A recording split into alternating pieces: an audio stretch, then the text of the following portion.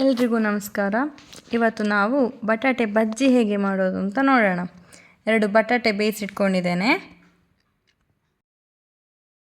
ನಮ್ಮದು ಬಟಾಟೆ ನೋಡಿ ಬೆಂದಿದೆ.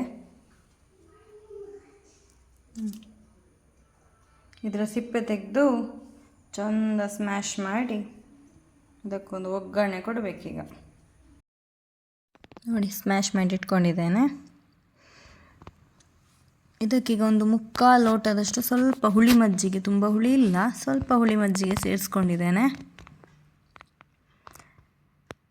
ಈರುಳ್ಳಿ, ಇದು 1 ಈರುಳ್ಳಿ ಸಣ್ಣ ಕಟ್ ಮಾಡಿ ಹಾಕೋತಾ ಇದ್ದೇನೆ. ಬೇಕಿದ್ದರೆ ಹಾಕೋಬೋದು, ಈರುಳ್ಳಿ ಬೇಡದಿದ್ದರೆ ಇಂಗು ಹಾಕ್ಕೊಳ್ಳಿ.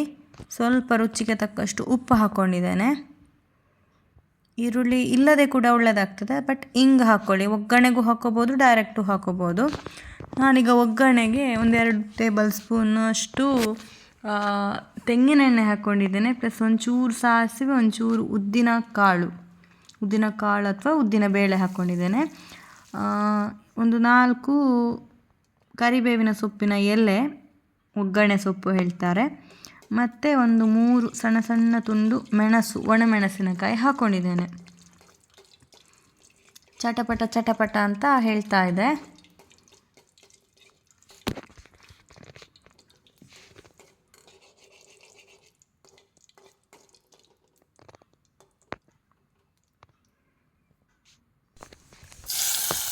ಒಗ್ಗರಣೆಯನ್ನು ಬಟಾಟೆ ಬಜ್ಜಿಗೆ ಸೇರಿಸ್ಕೊಂಡೆ. ಇದನ್ನು ಚೆಂದ ಮಿಕ್ಸ್ ಮಾಡ್ಕೊಳ್ಳೋಣ. ಸ್ವಲ್ಪ ಕರಿಬೇವಿನ ಸೊಪ್ಪು ಕೂಡ ಹಾಕ್ಕೊಂಡಿದ್ದೇನೆ. ಮತ್ತು 3 ಸಣ್ಣ ಸಣ್ಣ ತುಂಡು ಮಾಡಿ ಹಸಿಮೆಣಸಿನಕಾಯಿ ಕೂಡ ಹಾಕ್ಕೊಂಡಿದ್ದೇನೆ. ಇದನ್ನೀಗ ಚೆಂದ ಮಿಕ್ಸ್ ಮಾಡಿಕೊಂಡ್ರೆ ನಮ್ಮದು ಬಟಾಟೆ ಬಜ್ಜಿ ರೆಡಿ. ನೋಡಿ ಟೇಸ್ಟ್ ಮಾಡಿ, ನೀವು ಕೂಡ ಮಾಡಿ ಹೇಗಾಗಿದೆ ಅಂತ ನನಗೆ ಕಮೆಂಟ್ ಮೂಲಕ ತಿಳಿಸಿ.